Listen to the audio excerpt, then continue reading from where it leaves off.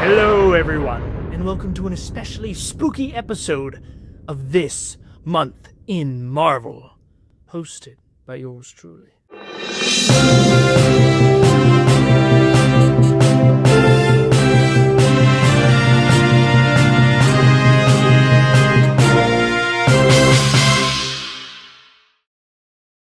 For the first week of October 2025, we had no news. What a haunting revelation. The world hasn't been that quiet since the purple guy snapped.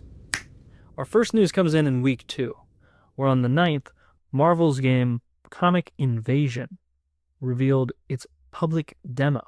On that day, anyone could play it. It's like a side-scroller, arcade-looking kind of game from Marvel. So if you played the demo, let me know how it was.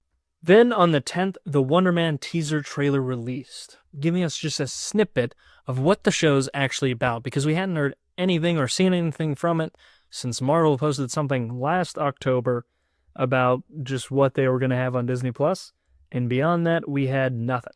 So we finally got a teaser trailer, and it kind of stayed away from the main character, and we just got to see what the show's about, which is a director making a remake of the Wonder Man character in universe. So, very meta, very confusing. I'm confused, you're confused, everyone's confused, but hey, maybe it will be entertaining.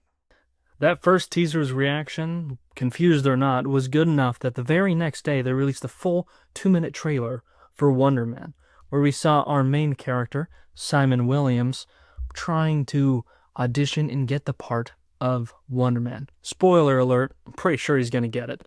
But someone else who's competing with him for it, but also seems to be his friend character, is Trevor Slattery, our actor in the MCU, fan favorite character, that of course played the Mandarin, the fake Mandarin, in Iron Man 3. So, very nice to see him return. He's a very funny actor, and I think he's going to bring a lot to the show. Jumping into week 3 of October 2025, we got a real chunk of news, because New York Comic-Con was held. So as you can guess, Marvel had a lot of stuff to say. The fan favorite Matthew Murdock, that's right, Charlie Cox himself, took to the stage to talk about Daredevil Born Again Season 2. And not just that, but he showed everyone in the room a trailer for it. Now, you might be saying, well, that's a shame. I wish I was there at New York Comic-Con so I could see it. Well, someone off to the side of the stage recorded it and posted it to her story for the world to see. And the person who recorded it was Jessica Jones herself, doing some detective work and recording the trailer for all to see. How nice of her. And she was also in this trailer, which is why she was there. That's key information that you need to know. That's why I'm saying it. Should have said it sooner, but yeah. Kristen Ritter is returning as Jessica Jones in Daredevil Born Again Season 2. But that isn't all that happened. When she walked out, I think they played the trailer again, but they also announced that Daredevil Born Again Season 3 is in the works. So, Daredevil fans, you're eating pretty good right now. And with Season 3 on the way, there's still plenty of time for Iron Fist himself to show up. I know a lot of you guys are waiting for Iron Fist to show up. I know I am waiting for Iron Fist to show up. I just want more of that character and how they write his character. Fingers crossed. Look, I can't even cross my fingers. They won't allow me to do it for Iron Fist. And it seems that day was just a day for double announcements, because when X-Men 97 went out and said, hey, we're making Season 2, they also said we're making Season 3. So, again, maybe they're just announcing everything right now and we won't get any announcements for the rest of our lives because they're just saying it all too early. But now we got plenty of stuff to look forward to, and a really big reason to watch these Season 2s, because we know they're actually going somewhere, which in the world of streaming is very rare. Also on the 13th, Paul Bettany came out and talked about the show Vision Quest. Can you believe it? Vision Quest is actually happening. It was a whisper in the halls for years and years, but it's actually happening. But again, it's confusing. So this Vision, which is not the original Vision, but given the memories of the original Vision, is going to be going on an adventure trying to understand the memories of past Vision. Okay, I just explained it, so it can't be that difficult. But apparently we are also getting a human body form versions of all these other AIs and computer systems that we've seen in the MCU. So they showed footage there for the people that were there, but due to us not having access to the footage or wanting copyright, you're just going to have to close your eyes and I will describe this scene. Okay, so they played footage from the show and had Henry Lewis as Doom E, I believe it's pronounced, and Jonathan Sayer as You. I do not remember these characters from the MCU. I don't know who these are. But James Darcy as Jarvis showed up, which I believe is the Jarvis Butler character from Haley Atwell's Peggy Carter show. I think. I've only seen a few episodes of that. And Orla Brady as Friday. Emily Hampshire as Edith. And Ruarid Malika as Thomas Shepard. And of course, the return of James Spader as fan favorite villain Ultron. So I don't know what's going on there, but apparently it's a whole lot of robots. So we'll see how it goes. I heard there's going to be lasers. I would tell you guys more about it if I understood any of it, but we'll see how it goes.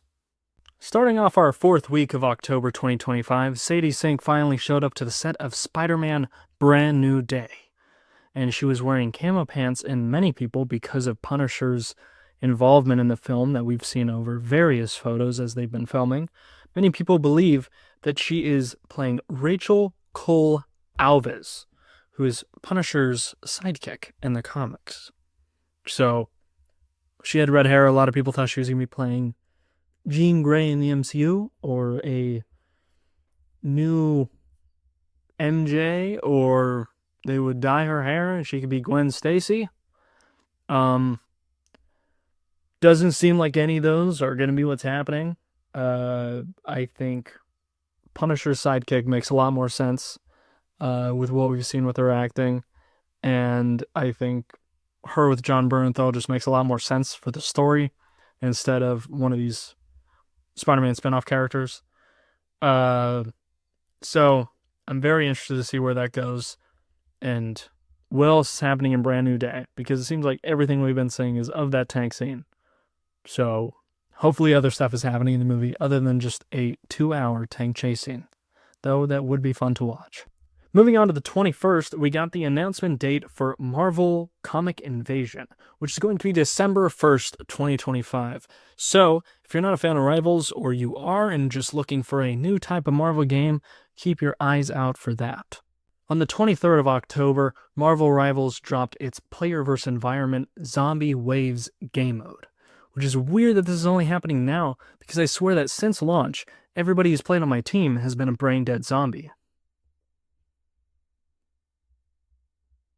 Along with this game mode, we got new outfits.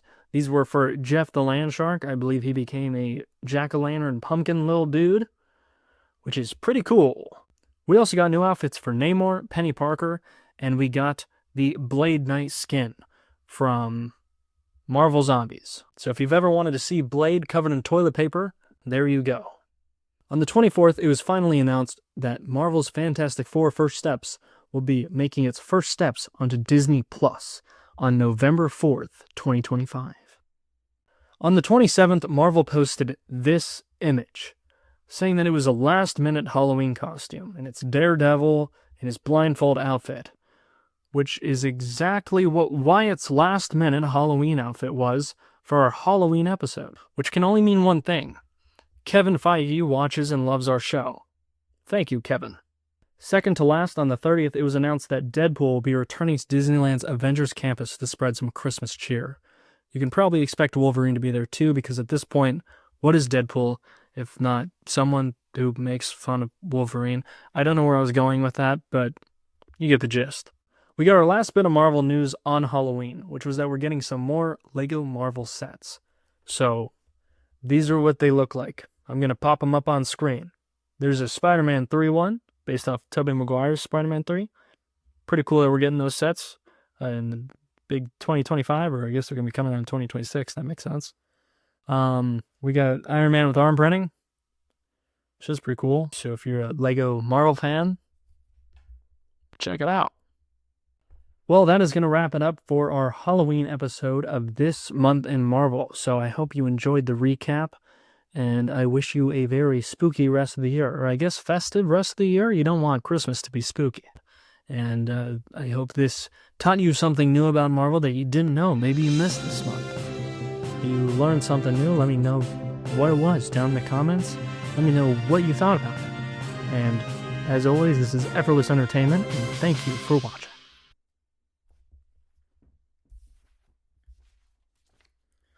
Sorting papers, because I'm gonna make it blurry while the credits roll.